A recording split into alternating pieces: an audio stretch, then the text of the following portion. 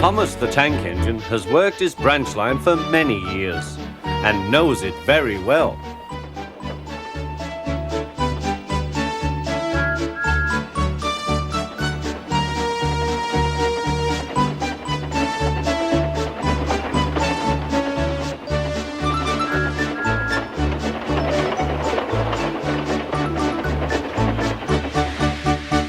You know just where to stop, Thomas, laughed his driver. You could almost manage it without me. Thomas had become conceited. He didn't realize his driver was joking. Later, he boasted to the others. Driver says I don't need him now. Don't be so daft, snorted Percy.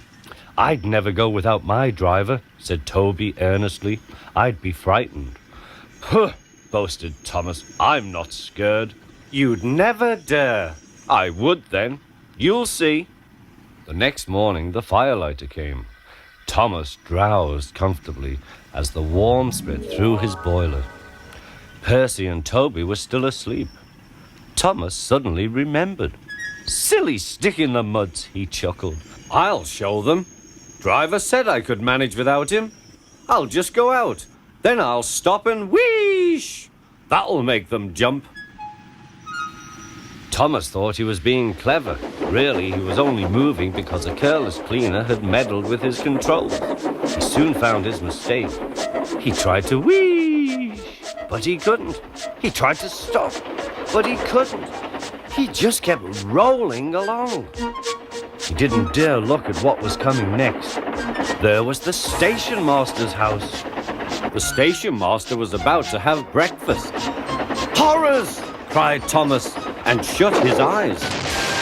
The house rocked. Broken glass tinkled. Plaster was everywhere. Thomas had collected a bush on his travels. He peered into the room through its leaves. He couldn't speak. The station master was furious. His wife picked up her plate. You miserable engine, she scolded. Just look what you've done to our breakfast. Now I shall have to cook some more. She banged the door. More plaster fell. This time it fell on Thomas. Thomas felt depressed.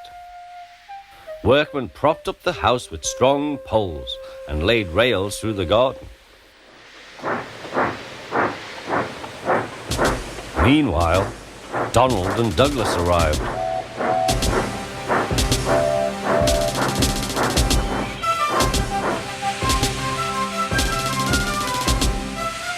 Don't fash yourself, Thomas.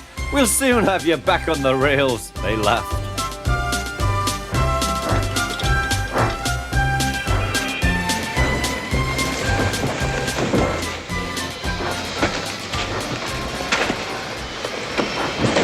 Donald and Douglas, puffing hard, managed to haul Thomas back to safety.